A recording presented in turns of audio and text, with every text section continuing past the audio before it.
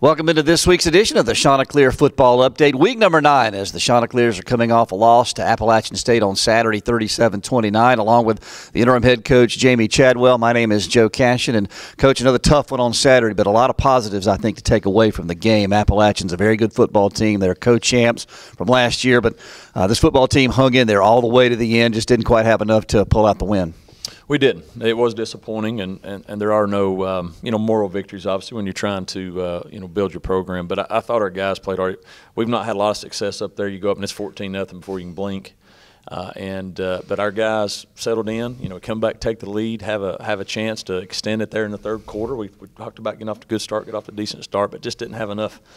Left to make something happen. But it's proud of our team. You mentioned the quick start. 5 minutes in, they're up 14-0, an 86-yard drive and a 93-yard march, and they did it all in 8 total plays. How were you able to keep the kids, their heads into the game, and keep them focused to be able to come back?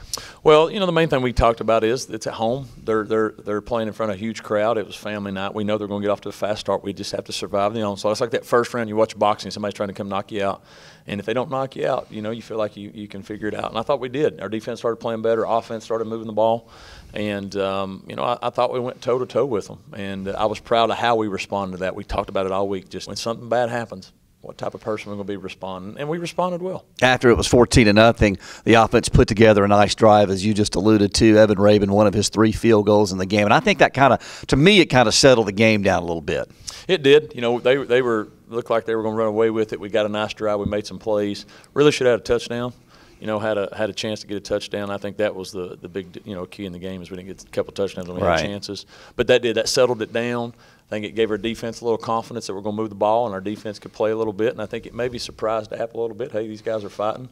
And we were able to claw ourselves back in there and put ourselves in a good position going into halftime. And then, of course, the play that really got Coastal back into the game, I thought, was the Tyler to Tyler connection. 73 yards, Tyler Keene to Kion Tyler, who had a career day, did Kion up in Boone on Saturday. The 73-yard touchdown, exciting play, got us right back into it. It did. Big play. I think it was a third down and 5 or 6, and they brought some pressure, and we had a good play call for it for once. Whoever that offensive coordinator is had a good play call, and it split like the Red Sea there, and Kion showed his speed, showed he had some speed for this level, and that was a huge play. I think that gave our sideline a jolt, and that's one thing I don't know if you noticed from up top. I'm sure you don't know from radio, but that whole game, everybody's pulling for each other on that sideline. I mean, it was the best as far as being involved in the game for 4 quarters that our guys have been all year, and if we'll use that and play like that, it'll be a good year the rest of the year. You mentioned that to Chris Bergen in your post-game comments. I found that pretty interesting that was the best sideline that you had all year. I mean, what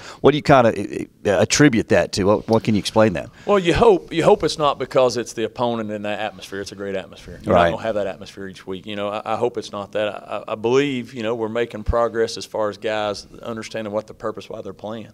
And it's obviously for Coastal, it's for each other. Right. And that no matter what the scoreboard, no matter what the circumstance, no matter what situation you've been put in, you go out and you give your best no matter what. And that's what we've been preaching all year long. And we've been hit or miss on that, as you know. And I felt like that was the first time that we did all game long. We didn't expect something bad to happen. And then, it happened, let's fall apart. It didn't. Something bad happened, we just kept plugging and kept trying to find a way. And I'm hoping we are maturing as a football team and we're understanding what it's about. We'll see this week. It'll be different. Sure. And I think that's going to be our challenge as a coaching staff. And then another great drive after it was 17-9. You get a stop. You march 80 yards down the field, and then it's time for Oshamar to get in the end zone. Yeah, that was a good play. We actually brought in one of our D linemen, Jay, a freshman, and helped create a pile in there. And, I thought that was a huge drive. Put us right, gave us tons of momentum there and be able to go 80 yards and killed the clock a little bit and put us right back in the football game. And the excitement on our sideline and the energy there, you could feel, good things were happening. Finally, Evan Rabin gave Coastal the lead for the first time in this series, going all the way back to 05 and 4 games against this team.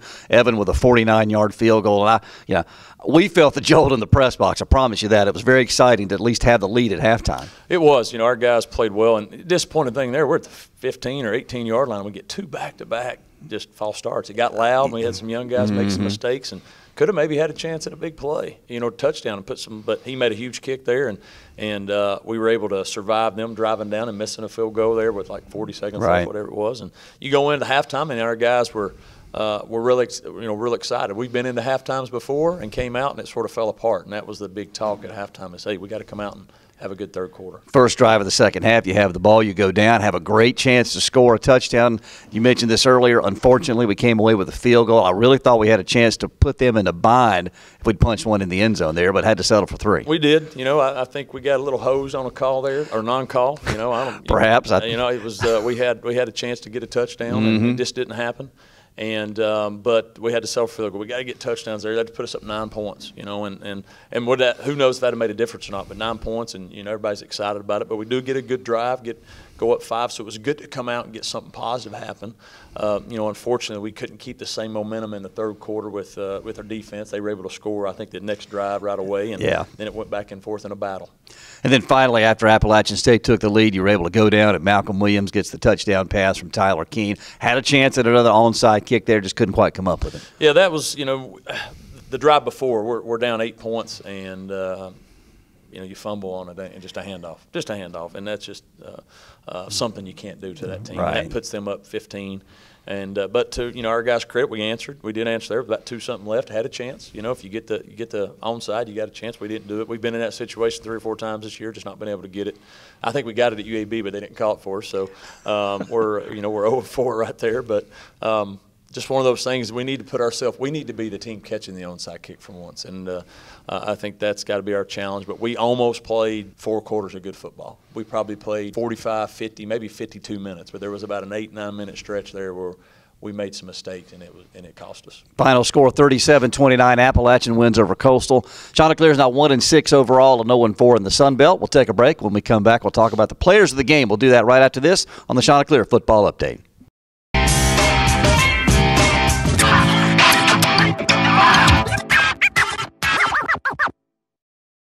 Back here on the Chanticleer Football Update, continuing to talk about the App State game from last Saturday and coach the players of the game first.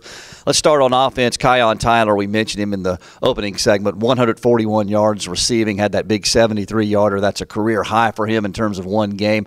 Well, he was just sensational, made a bunch of big catches. He did, and a bunch of them were on third down. Yeah. And he got us really going in the first quarter. I think we maybe 3 and out, whatever it was, and we had looked like we were stalling. He took a little 5-yard hitch and took it about 30 or 40 yards and broke a couple tackles. So he played a really good game. And you get him, you get Chris, you get Malcolm, you start spreading that ball around. We got some guys that can make some plays, and they all did in that game. But really pleased with Kion and his effort. The receiving core you just mentioned, those guys to me have really stepped up over the last several weeks. They're getting open, they're making catches, they're making big plays. They have been, and I think Tyler's getting comfortable back there. Tyler's making some fine plays for us. I told him at halftime there was a couple plays he looked like Fran Tarkenton, and he looked at me and said, "Who's Fran Tarkenton?" I said that's about it. So I said it explains a lot. And so, but, those receivers are making some plays for us. Miles White on defense had a couple of big PBUs, passes broken up in the game. And, boy, batted one in the air, thought I had a chance to come down with it, but their quarterback made a smart, heady play to get in there in the mix and knock it down. But Miles had a really good game on defense for us. I thought Miles really rushed the passer well. He caused some havoc there. I think they had to try to double-team him. You mentioned that one. Their quarterback did make a nice play, knocked it down. Who knows, we could have got that ball. Mm-hmm. Just one of those, if it had been a little farther, we get it. It's just game of inches, and those inches have not went Coastal's way this year so far. But our guys are fighting, and Miles is getting better and better each week. Ryan Culbertson got his first start at long snapper due to the injury to Connor Kubala. We certainly hope that Connor's able to come back, and I know he's going to have surgery coming up soon, but you had to pull the red shirt off Ryan. He steps in there, does a nice job at long snapper. I thought he did a tremendous job. I mean, that's not an easy job, period, and especially when you're on the road versus the conference champions and in front of that type of crowd and the environment. It got loud on a couple of those, and he handled it well. Now there's no telling what he was doing on the sideline. He was probably saying Hail Marys and everything, but he did a nice job for his first game, and that's something that's.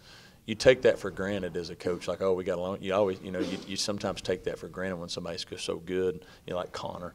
But I thought he did a great job, and he's going to be a good one for us. And, of course, I've got to mention that Evan Rabin, we talked about him in the opening segment. He is the Sun Belt Conference Special Teams Player of the Week. 3 field goals, 1 from 49, which gave us the lead at the end of the half. And then he averaged 54 yards on 3 punts, including a school record 65-yarder. And I tell you what, when it came off his foot, it looked like something coming off the launch pad at Cape Canaveral, that first one. Crazy. Yeah, I thought he kicked the ball relatively well for us. The field goals were huge. Obviously, we know his season's been up and down a little bit, but those are 3 big ones that gave us a lot of momentum. And you mentioned his punting. I mean, he was a weapon for us last week. I don't know if it's the mountain air or what, but it was nice.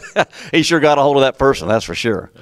All right, we'll take another break. When we come back, we'll look ahead to Saturday night's opponent on homecoming as the Bobcats of Texas State come to Conway. We'll do that right after this.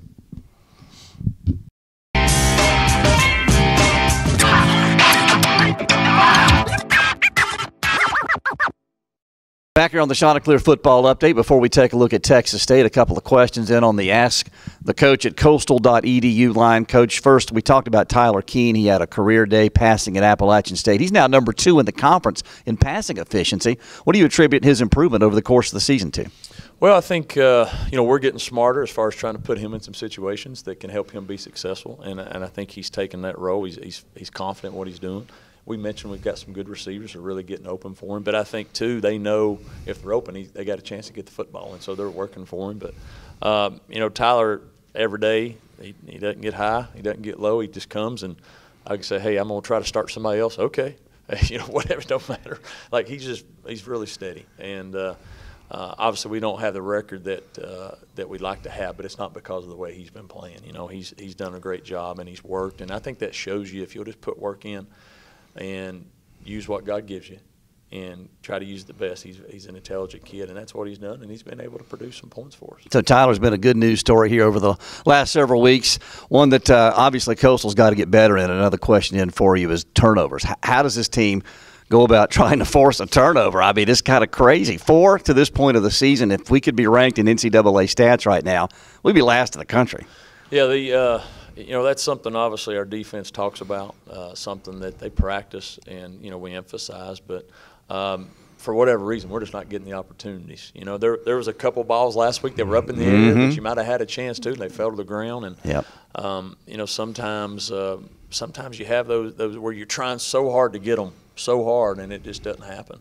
And I think sometimes that's part of it. We want to make one. We talk about turnovers. You tell them we got to get turnovers, and you start thinking about that instead of just sort of doing your job and let it come out. But that's been a big difference. I mean, that's been the difference in all the games. Obviously, we've turned it over some, and we just not gain any back, and that's been the biggest challenge. And I don't know. I couldn't tell you. I mean, I think we got one at Georgia State halftime was the last one that we had on a Hail Mary. That's about it. But I don't know if you don't count a Hail Mary. When's the last time we had one? It might have been game 2. UAB, sure. So, I mean, that's a long time, and but sometimes you go through those droughts. How long did the Israelites wander? 40 years. A long time. They wandered a long time. So it seems like that's what we're going through right now, a little desert. So. All right, if you have a question for the coach, you can always email us at askthecoach@coastal.edu. And, Coach, let's switch gears now. Homecoming this Saturday night. Hopefully a big crowd here at Brooks Stadium as the Texas State Bobcats come into town. They're 1-6. They're also looking for their first Sun Belt win. What do you see from this team looking at them on film? Don't you want to say the Texas State Armadillos like the movie? I know. Really Wouldn't that be great? Right? You bring a 45-year-old quarterback in here. Who would lead to the conference in passing, probably. Exactly. See if we can get a turnover on Exactly, right. You know what? They're in a very similar mode as us. They've had some games where they've been in them. They've just not been able to get over the hump. I think they're a talented team.